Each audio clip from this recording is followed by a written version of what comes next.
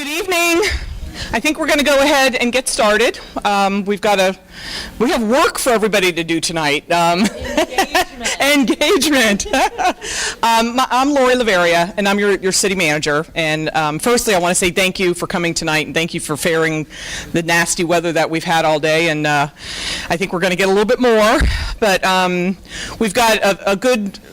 Actually, a very fun evening in store for you tonight. I think many of you have, hopefully, I think, participated in our first or two earlier workshops. We've done one public workshop on Town Square regarding our playground area and our Kids Kingdom, which is near and dear to the hearts of many in our community, and had some very good participation, and delighted that we have folks coming out and engaging. And then we had a workshop on our architectural styles for the town square. And now this is the third in our series of workshops that we want to do tonight and talk to you about the use of the open space and the experience with public art. How do you envision your experience when you come to downtown or you come to town square? What is it that you anticipate you'll be doing, wanting to do, what that feeling is going to be? So we have some really cool exercises we're going to do tonight with you. I don't see any of our elected officials here. I noticed, I think I heard one of our Arts Commission members. There's several. There's several. Would you all stand up, our Arts Commission members, and just say hello and thank you all? Because I heard some talking, and I want to make sure we recognize you and say thank you for the fantastic work you do on our Arts Commission board. They're going to be very much engaged in this process, so thanks for coming tonight. Thank you. Lucy Keshevars is the public artist consultant that is working for the development team that is in partnership with our city.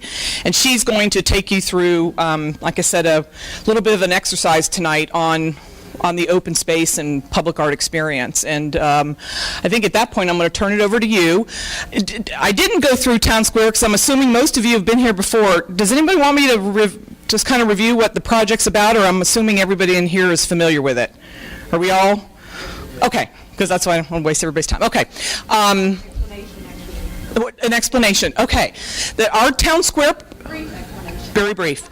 Our Town Square project encompasses a 16.5-acre site of where we are sitting right now. The borders are Boynton Beach Boulevard, Seacrest Boulevard, down to 2nd Avenue right here south of the library, and up 1st Avenue just immediately east of City Hall. So in that area, we are looking to redevelop, tear down some old dilapidated structures that we would like to be able to readapt our old high school building, keep that building up, not tear it down, tear down some old civic buildings and move some cultural uses into our high school, build a new city hall, some residential, some retail, and my favorite part, I hope, is going to be beautiful open space with some really cool public art.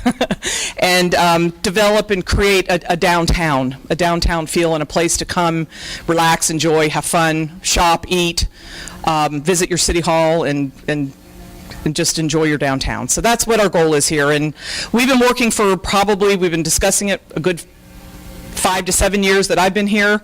This is where we are coming to fruition. I will say none of this is set in stone yet. I know we've had some discussions on site plan. We have a long way to go on site plan. We have a lot of decisions that are still yet to be made by our city commission.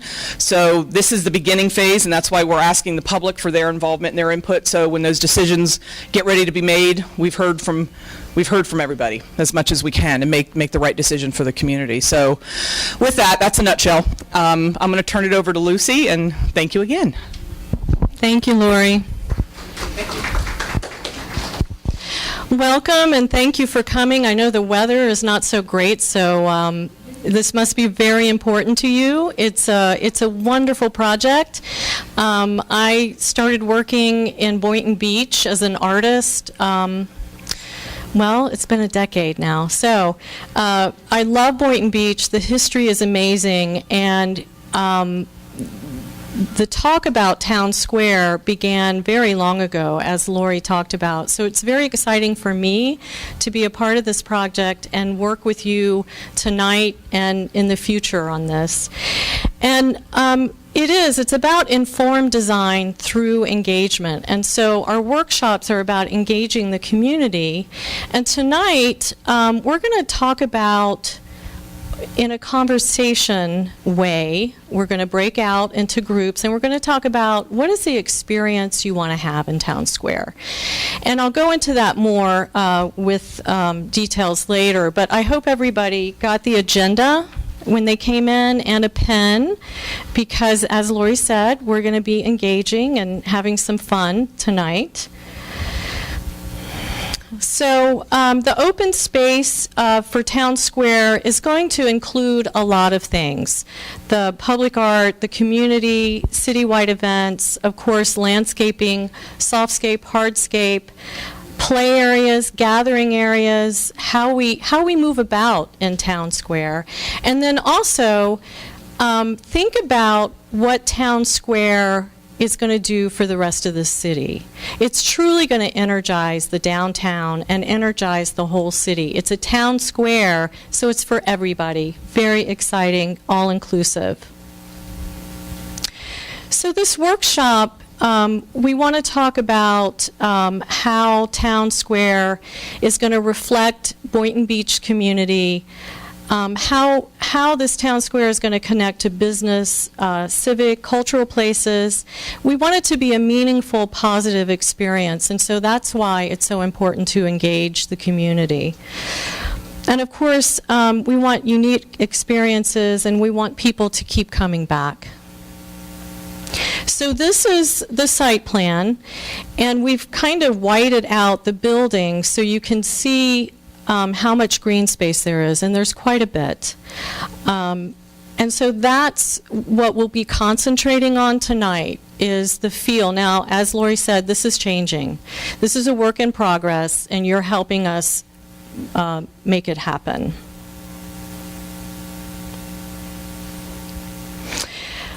There are events that are going to take place in Town Square. Some of you are familiar with them, and they will continue.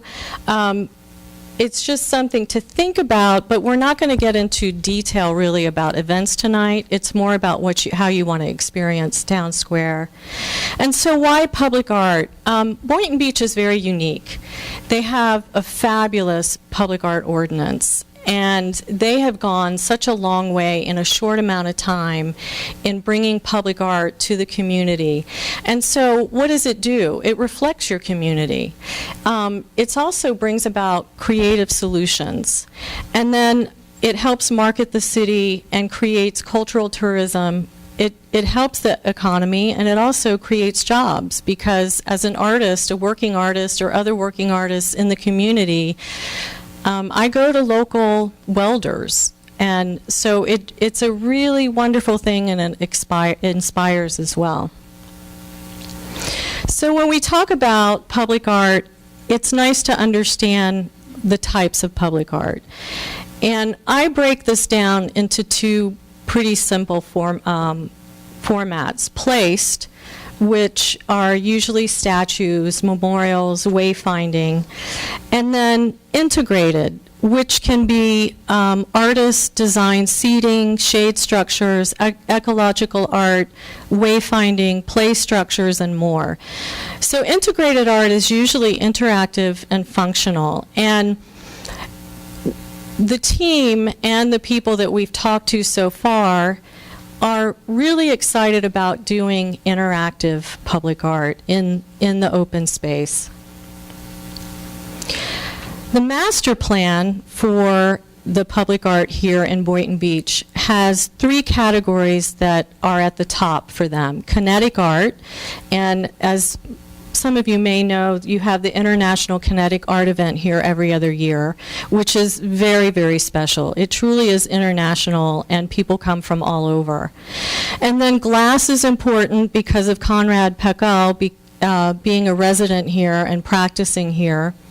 And then eco art. It's one of the few municipalities that includes eco art in their public art, and it's also tied to your green building ordinance. Very special.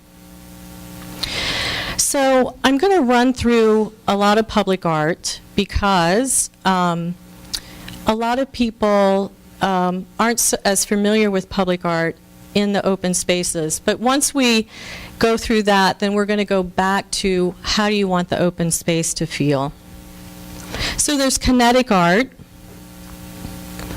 and then there's art that can create a space. And so when we're thinking about the high school and all the history that you have here, we're thinking about possibly art that could create a space that people would want to come gather or have special ceremonies and such and talk about the history. And again, these are all examples. We're not saying we want to put these here. These are examples to get you thinking. This is an interactive piece that I really like. I'm going to try to hook up. Hopefully it's not going to buffer too much. And the reason that I like it is its sound, it's playful, and it seems to be multi-generational. So let's just look at this for a minute.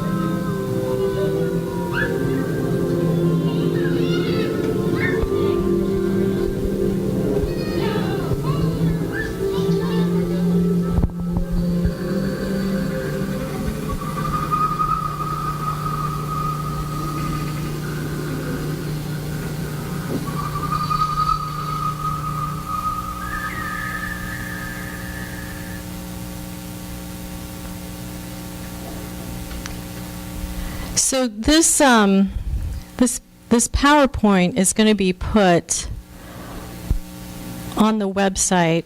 Oh, why aren't we escaping here? And you can go back and look at it, and you can also share with people. There are some other links, but I want to get into other things, so you can go back to the website and see.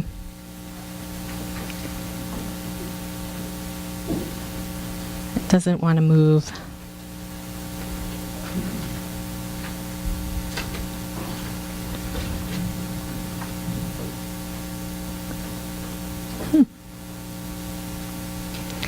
I'm frozen. Is Mike around?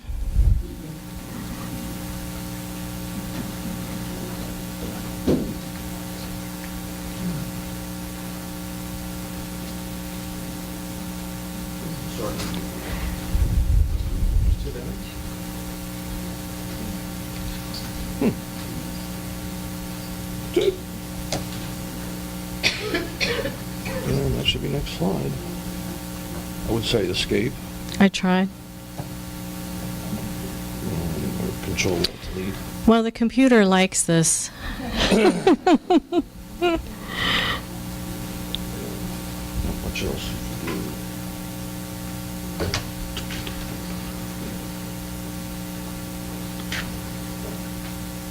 Sorry. Let's see. Here we go. F5 again. Can you? Don't update now. Just pick it up on the next slide. Okay. Here we go. Sorry about that. Okay. Did you all like that? Yeah. So this is another one I hope you go on and see. It's a sidewalk harp, and it makes sounds as you go along. It's a lot of fun too. And then the pool, there's all kinds of things and links to see, but for tonight, we're going to have to move on. And then there's also public eco art. So it's possible that we could collect water and create art out of that, clean the water and create art. There's all kinds of things that we can do. There's green walls and glass art. There's so many different wonderful public artists now working in glass. And then there's lighting, video, display, and screens. There's so many things that we could do with this because it could actually be changing art on a regular basis. And then I put Millennial Park up here in Chicago. It's quite inspiring. It's very inspiring. And I put it up here. We're not Chicago, of course, and we don't want to be that big. I know that. But just to look at the space and how it's being used at night and during the day, and the multiple activities. It looks like they're doing Tai Chi up in the right corner. And it really does draw a lot of people. And it is interactive. So back to the plan. Here's the site plan. And so what I want to do is the next step. And we're going to talk about the big picture. So what you got when you came in is this agenda, okay? And on the back, I hope you got a pen too. There's pens back there if you didn't and you don't have one. So what we're going to do is we're going to actually split up into groups. And we have different tables.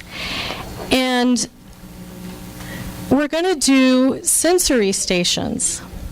And so the idea is for you to go to one of these tables. You're going to put a star. This is a word prompt to get you going. So if you star 5 of these words that jump out at you, that's important to you. My question is, we're giving you guys these ideas. When will we have an idea when you guys have looked at it? Our contract right now, we're probably looking by the end of October to early November. We're going to be bringing what will be a final site plan to the commission for approval. So there's still going to be a few more public meetings with them discussing it like we did this past week. We had a meeting Monday night just to show them this initial. There's already a bunch of changes to this one. This is, you got to start somewhere.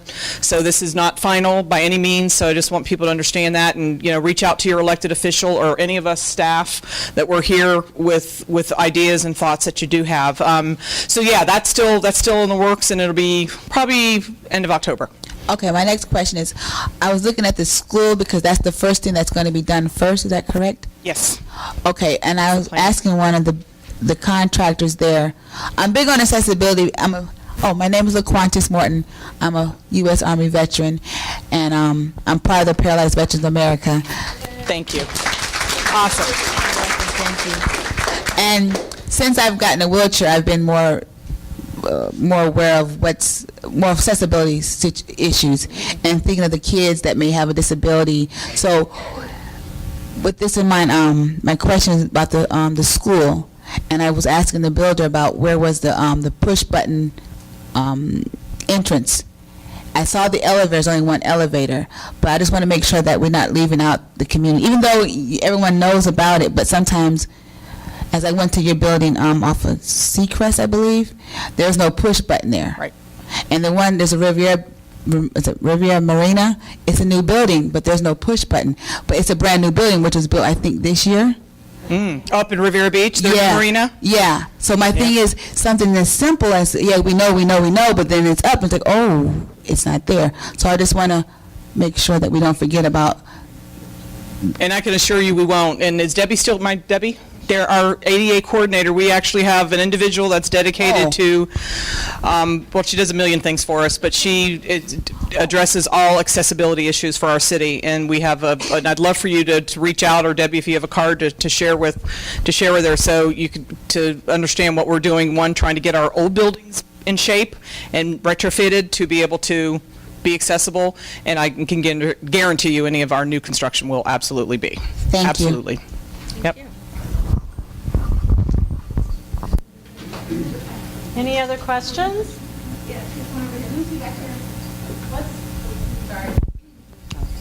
Hi, my name is Amanda. What's the process for artists submitting pieces for the public installation? Well, we don't know yet, okay? There will, it's fast track. There's some fast track projects that are going to be taking time close, and then there'll be other projects that take longer. So we're developing how that's going to work. We actually have to do a public art master plan within the master plan. So that will talk about the locations, the narrative of what we're looking for. There will be some call to artists. So just stay tuned. We want to get our local artists involved for sure. And how that's going to happen is going to be part of the plan. We don't know it yet. It's a work in progress. So do you think the call to artists will be posted like on like the city's Facebook Yes. or something like that? It'll be on the website. It'll also probably be national call to artists too. So it'll be available. What you can do is, if you signed in, put that you're an artist, so we know. Okay. Okay, thank you. And I also wanted to point out, you were just handed this comment sheet and evaluation sheet. So for more comments, please write them down and turn them in as you're leaving. And the evaluation is, it helps us to know how to do things better or what we're doing well. So please fill these out. And I'm going to change the slide. The resource, you can find out more about this project as things progress on the city website. And if you signed up for email, so you get information, as we know more, and there's an actual website that's being developed for this project. So as that's... I need Eleanor, at Boynton, is it going to be www.boynton? Actually, our website is boynton-beach.org, so there is a dash in this one. This one is the Chamber of Commerce, which will link to our website as well. We are compiling for Phase 2 a separate website that will be Town Square, Boynton Beach. So it's Town Square-Boynton Beach, but it's not up and running yet. But this website does have a Town Square page on it, so that it will link you over to what's current for Town Square right now, as well as the past. We also are on social media, on Facebook, Twitter, Instagram. Make sure to follow us at City of Boynton Beach, and we're updating on Facebook after every meeting and sharing information on that And as part well. of our development team does consist of the public relations firm that will be they're in the back, and we have Sophia, and we have Laura. Where's Laura? That they, and we're working very closely with our marketing director, Eleanor, to create like a newsletter. There's going to eventually, once we're under construction, there's going to be live cameras that are going to, show what's going on. There's going to be traffic advisories and just a million things, but it's going to be just a lot of getting the information out and portals to take information in. So I don't know how all that works, but that's their job to put all that together for us, but it's just to keep everybody informed. So there's a question there.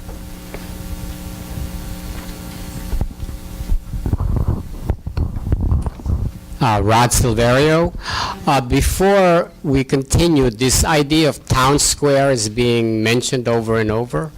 This branding of this area being town square, there are other town squares in Boynton Beach. I'm just curious, we've worked over 20 years now on this complex, and this idea of having a downtown, how do we direct everyone to think that this is downtown and not just town square?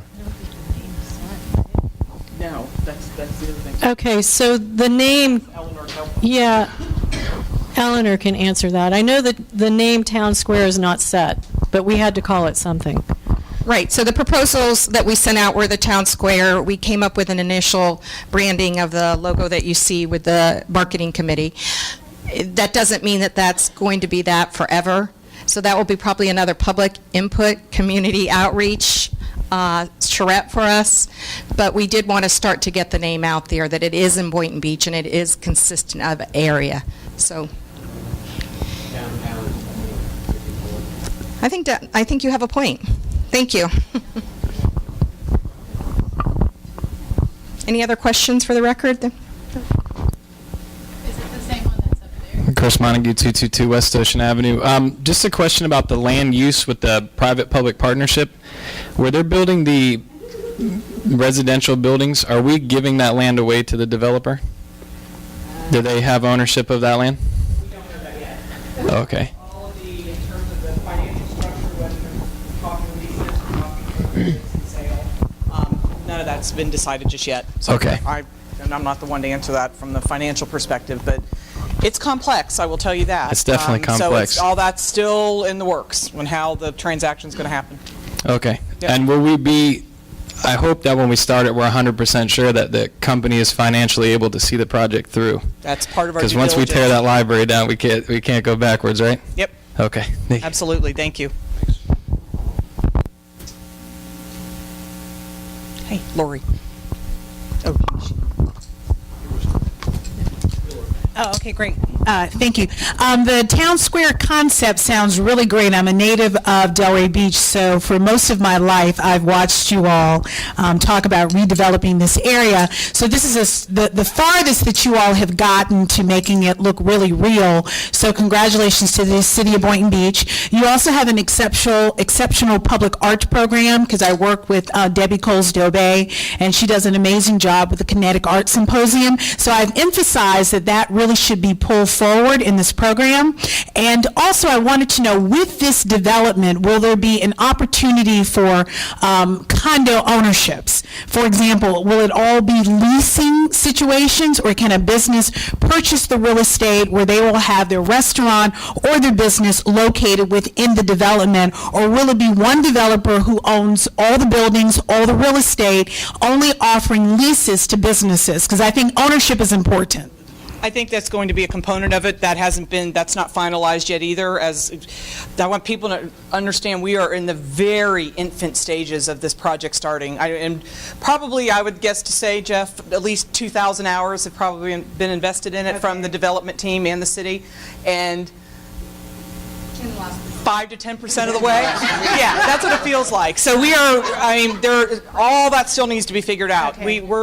We have ideas, but, over here, we're talking some townhomes. Will there be micro units? There may be, yes, there'll be some leasing. We're pushing for some, we've had the commission express the desire to have some ownership opportunity. Right. I would personally love to see some townhomes, like luxury townhomes. But they're all still figuring out what product for them on the residential side is the numbers, to make the numbers work and make the project work. So that's all still yet to be finalized. Okay. Don't know yet. Thank you.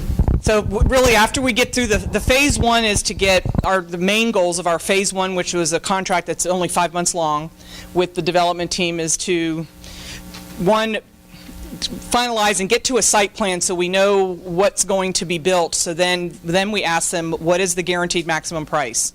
And this isn't a done deal project. I'll be completely honest with everybody. We still need to know that we're going to be able to afford it and to be able to build it. And so we have to invest all of this work for the development team to then be able to tell us, this is what it's going to cost you. And the way our contract will be structured is they are going to have a maximum price, and that's it. We will be paying no more. If they come in under, good for them. That helps their profit. If they come in over, they eat it. So that lets our commission make the decision, okay, so we know what this is going to cost us and we've discussed, but have a long way to go on discussing how we're going to pay for it. Over 30 years, that's where when we talk complexities in the financial plan. So the key goal for phase one for 5 months is to get a site plan and to get a guaranteed maximum price of what this is going to be. So yeah, we're going to know what product is going in, what will be ownership, what will be leasing. The financial package is the third major component. And that's when the rubber hits the road with the commission to make those final decisions come early November to then move into phase two.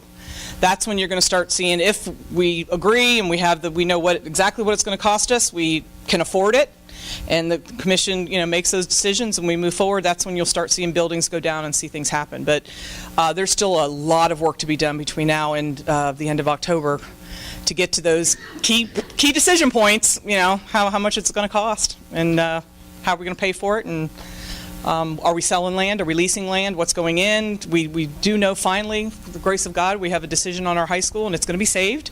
And a decision is made. That's one for sure. So, that's, as many people know, that's been a long topic of discussion for years. So you see the fence out there, and they're getting started on the inside with that element first. Timing, it's amazing, as I'm learning as we go through this, the phasing and timing of how things get built and when things get torn down. Can't build the residential and the hotel until City Hall is built and we're out of the way and moved, and that's a revenue producer part of the project, so it's how getting all that figured out. I mean, it's really exciting, but it can be overwhelming. But so there'll be a lot of phasing. This is going to take a good 3 years at least to build, probably 3 to maybe 4 years to get everything done. So we, again, are in infant stages. First contract, come early November, and we get those decisions worked out, then that's when I'll be able to say, yeah, we have a project that's moving forward. Chris Simon, Northwest First Avenue. Just a couple of points, one having to do with the financial aspect, which is maybe an obvious one. Will there be timelines kind of put on the contractors? Oh, absolutely. So that I know that, for example, when the Ritz-Carlton was built in Lantana, that the town actually had to go in a certain point and apply fines daily to the general contractor that was the developer that was working on the project to help kind of assist in some of the costs for the town itself, and when they were closing off the public parking in the beach area, for example, and then with the library kind of being taken down. I mean, that's going to put a lot of strain on the library itself, which is going to have to find a place Temporary to relocate moves if we go that route. Yep. And there's going to be, like you said, there's going to be funding that has to go to that as well. Performance clauses for certain. Correct. Absolutely. Correct. And then the other point is, we're here talking about green space, and I don't know how much focus has been put on the kind of low percentage of green space within the 3 blocks, potentially almost 6 blocks here as we're moving forward. But the low percentage of green space surrounded by very tall buildings, potentially 6 stories, 8 stories, potentially higher. 3, I don't know what the final is, but 3 to 4 stories, I think, on the south side. So 2 points. One would be that's going to really put you inside of a canyon, so to speak, which is really going to cut off wind flow. So when you're having some of the outside events like your concerts in the park, you're going to have a couple hundred people standing there sweating in the wintertime because there's going to be no breeze. And you're really reducing the amount of light as well. So you don't want to have a green space that's in shade all the time because of the surrounding buildings casting shadows. For example, the what's now Costa. It was the Promenade. It was Promenade. Has a pool that was built that their tenants were complaining about that they can't use because it's in shade year-round. So they built a pool to go sit in the sun and enjoy the sun that's in shade year-round. So I think scale of the buildings and height of the buildings surrounding the green space really needs to kind of come into play and be considered. Maybe height goes somewhere else. So. Absolutely. And one thing, I was just talking to one of our residents and former elected official, Mike Fitzpatrick, about this development team. I think we have an outstanding team that this group has put together, and that's why they were the successful group that we had initially had 4 proposers or teams submit. The architectural team, Baker Barrios, is nationally renowned, if not internationally renowned, brilliant people. And I've heard some of those discussions, though they've yet to really go down the road. We're trying to figure out what buildings are going to be there, where they're going, and then beginning to just now talk about a little bit of space planning for the municipal buildings. As far as the design and all that is all yet to come, and I can reassure you, I assure myself 100% that they are more than capable of making sure all those issues are addressed, and we end up with a good product. It isn't. going to be just canyons of concrete everywhere. I can promise you that. What's driving the height? What's driving the height? Is that coming from the developers? I think well, yeah, as far as the residential product, I think you know, again, we don't even know how many, yeah, I think it's the number of units that they try to put in on maybe the residential component. I don't think, I think if the one building maybe, and nothing's been proposed to us yet on exact heights, so that's not decided yet, is maybe 8 stories. We're pushing back on that and saying, you know, the height, I think, allowance in the area is 7 stories. There will not be anything taller than that. And that would only be on the higher density area along Boynton Beach Boulevard and potentially that one building, and that's what we're talking about now with our zoning with Ocean. That whole building, I know the one that, I don't know if anybody was at the workshop we had Monday night with our commission. I don't have a pointer, but right there, that building was a real concern with it kind of overshadowing the schoolhouse museum. And I know we've already, and the development team was there, John Markey, he's doing the residential component of it. He's already completely redesigned that. And I know they're looking at stepping way back off of Ocean, putting, you know, like a restaurant, you say retail, but having space for hopefully an outstanding restaurant, creating more of a U building, more courtyard, open space. So these are just spots on a site plan to start having something to talk about. So it's not going to look like that. It took me a while, because when we see a picture, we naturally think, oh, that's what it's going to be. But it's going to be very different, you know, but it kind of just conceptually, City Hall and library is going to be down here. We do know that. We need to get off that site. Right. So all that has all still have yet to be decided. So that's how early we are. So I can't answer a lot of your questions yet, but it's because we're 3 months into really the first phase of the contract. It's been a very active 90, 100, what have we been? Feels like a year, but it's been 3 months, and a long way to go. But yes, and you know, we're going to be discussing these things with the commission in public meetings. So I believe, I hope you all feel we've done a good job getting the word out on our public meetings and our workshops, and you know, there's going to be several more I'll be having with the commission. Maybe mostly at a commission meeting. If not, I might need a couple special meetings between now and the end of October to really hammer some of this stuff out, because it is complex. It's a night in and of itself. To add that onto a commission meeting is a little tough sometimes. So yeah. Oh, our CRA is a major, absolutely. They're the key partner. Without them, we wouldn't be talking. So they're going to be a major part of the funding factor to get this project built. For the first few years, they're going to be carrying a heavier part of the load until we can shift that back over to the city when we have some debt that falls out and we're able to handle it. But you know, we've right now said we're looking at about very rough pro forma that we can handle about $4.5 million a year. In the debt, and a portion of that will be coming from the CRA and then the city for the next probably 20, 25 years. So that's kind of the very rough number we're working on to not exceed.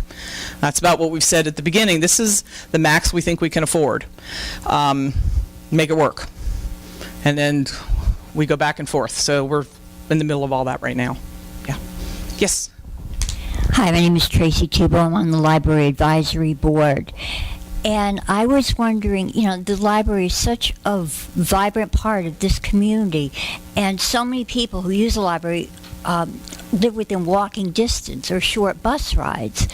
Will that be taken into consideration when an alternative site is found for the library during construction period? Oh, absolutely. I just had a discussion with the library director yesterday about it. We were like, if we have to move you guys for a year, how are we going to do it? Where are we going to put you? When we're talking, I'm like, how about the old Winn-Dixie? When are they going to get going? No, they're going to get started too soon. So the Riverwalk's going to start moving, but we've talked, you know, literally along Congress Corridor, finding we need about 35 to 50,000 square feet to be able to move the whole library. So finding that space, but absolutely, we're talking, we would probably have to do a shuttle service, but you know, we literally I had the first conversation with some staff about that yesterday, because you know, just depending on what gets built and when, that's where the timing of this is a science in and of itself. What has to be demolished to then be built, who has to be moved first to get, and it's your head spins. But, I see the south end from what I think I'm hearing. The south end is probably going to be built first, and then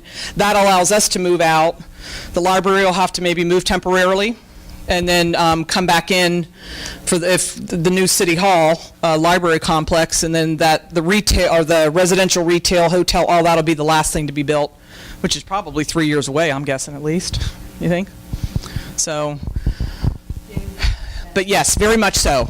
Because most of our patrons and a lot of our patrons do walk to our library, and they're right here, and especially a lot with the kids, and getting them to be able to have access. Sorry I have so many questions.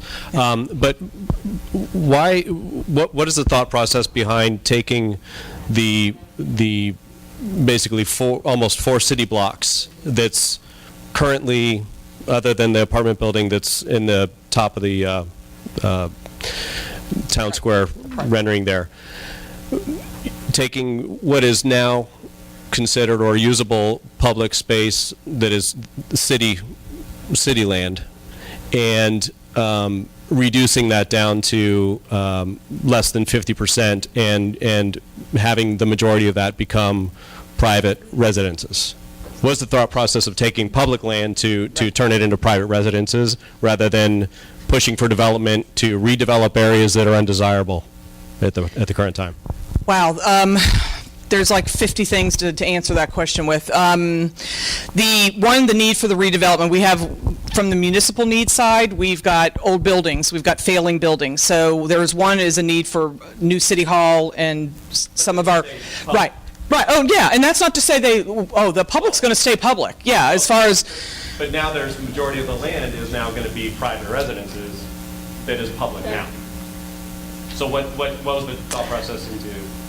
Because I don't understand. The hotels, the south of this library building is all private residences. Where the parking lot is now for the police station and the park itself, right, is going to be private residences. Where the fire station is now, the police station now, the City Hall now is going to be private residences. So, just curious, what is the thought process of not keeping all of that land public? That goes to the financial aspect of being able to redevelop and rebuild, is having the base. One of the main goals that we want to try to redevelop in the city is to fund, and then to eventually build our tax base. That's not to say some of the land where the private residential is going on, I can't tell you right now if we are going to sell that land, or if not, maybe lease it. We've had some good conversations with folk. There's 99-year leases, then you get it back. But yes, primarily is to be able to support I think our piece of it right now, the city's facilities, we're looking at about 100, I think we're about 105, 110 million. And the private side, I don't know, I haven't seen a number, but I'm guessing over 200 million. In terms of, 100, maybe 150, I don't know exactly, but roughly I would say this is a good $250 to $300 million redevelopment project. One of the, the discussions in terms of the private development side of it is getting land on the tax rolls and being able to sustain, to activate downtown. We don't, well, I'm not going to say we don't have a downtown, but to get some activity down here and finish off what was started over on the east end.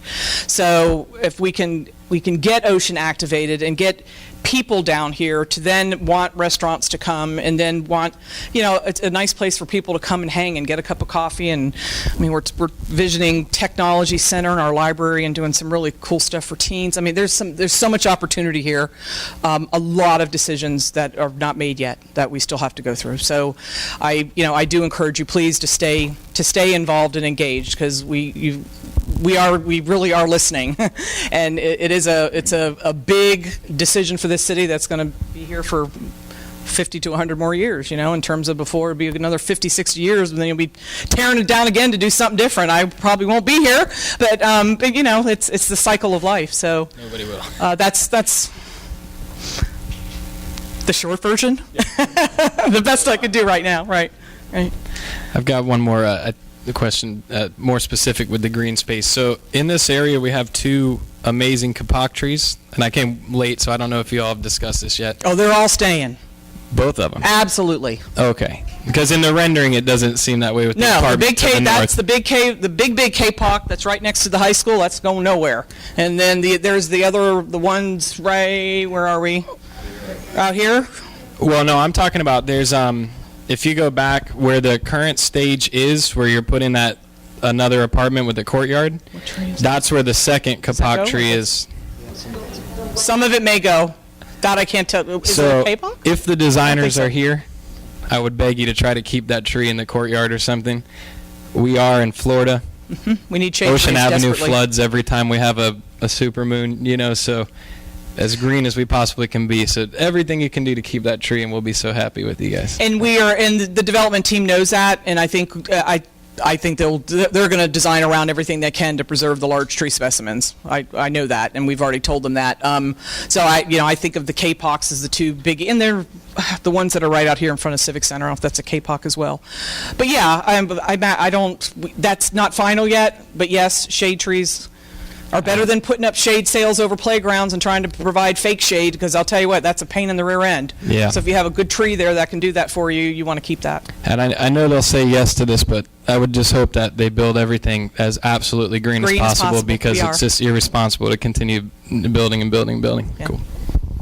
Yeah, there's some discussion too, and I probably will regret trying to, because I can't really speak to it scientifically, but a district energy plant the commission just made a decision on, which provides chilled water. I might need your help. Water comes in, it chills it, it then gets piped out to all the elements of the project, where they use that to cool your air conditioning, right? Yes. For Centralized. right. So it's a very green initiative, and you produce it, they use it, reduces your electricity need, and then the water comes back out of the buildings and comes down hot at that point and back into the plant. And then do we sell the hot water too? I forget. But there's a possibility, so it's the re-energizing of the use of the water to actually provide what normally electricity does is really a neat, I went up actually to Orlando and visited a couple of them.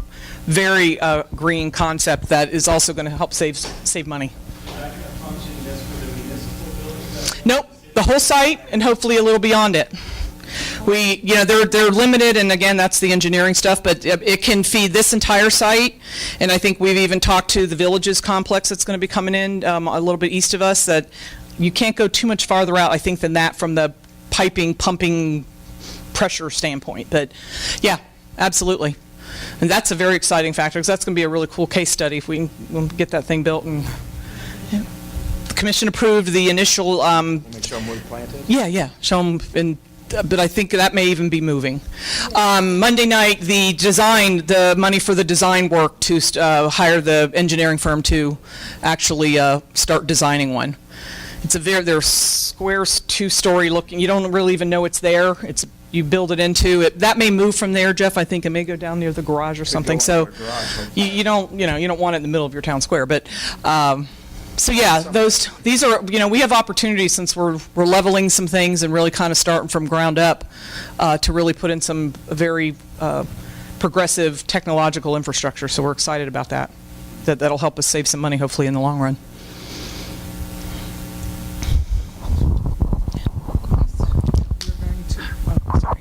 Eva, 600 Northwest 25th Avenue.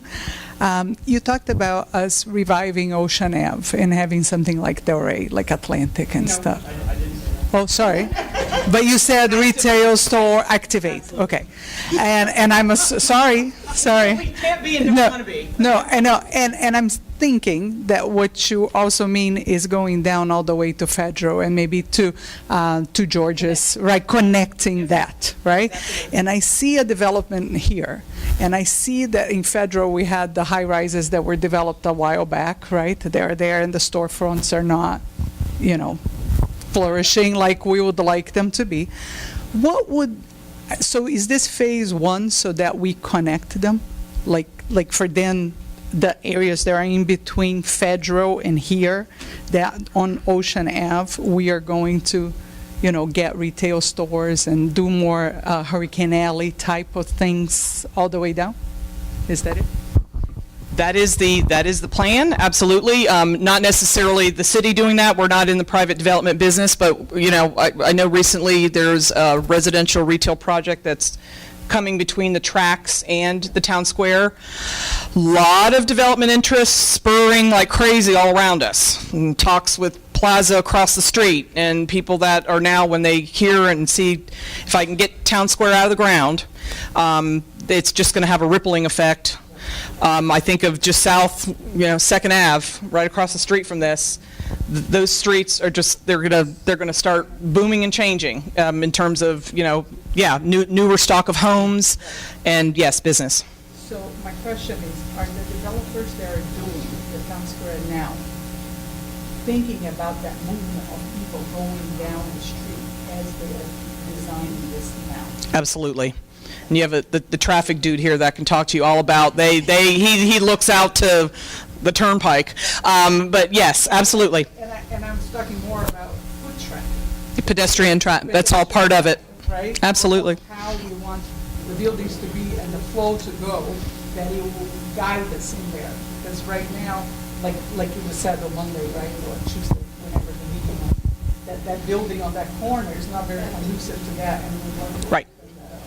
And you're right in our planner speak, and I don't think we have it, actually, Mike's not here, but yes, the whole connectivity, activity from, you know, how are you going to come and park your car when you come out? That's why we're talking, where are you going to go? What are you going to do? What is the natural flow of people? What are the natural habits of how we shop, how we drive, how we park? Yes, so it's amazing. That's where I say this is complex. It's unbelievably complex.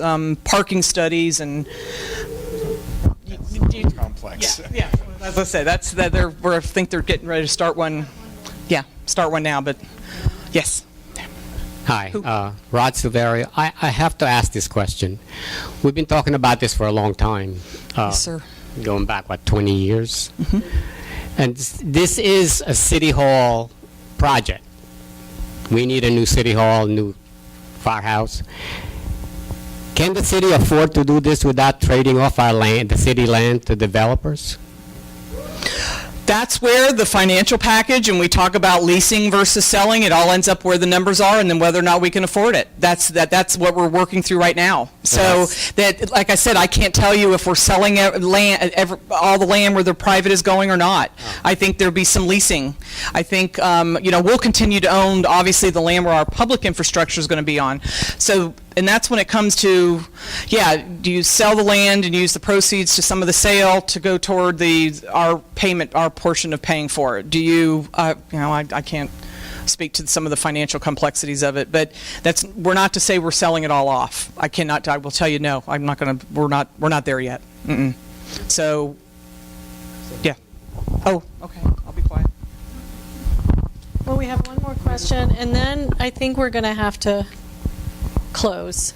Okay, my question is all the development, are they going to be congruent with the middle class area that they're in? What I mean is, like, with City Place, most of the people who live around there can't afford to shop there. So I think it's good with Town Square that they have things like a varied financial spectrum. Affordable housing and luxury condos, food kiosks and luxury restaurants. So they serve more people and draw more people in. Yes, and I think this, on the scale, this certainly is not going to be a city place, nor do we want it to be, because this isn't necessarily the place for a city place. But I think, as far as the housing components we're talking about, we are, the developers, talking about the potential of micro units.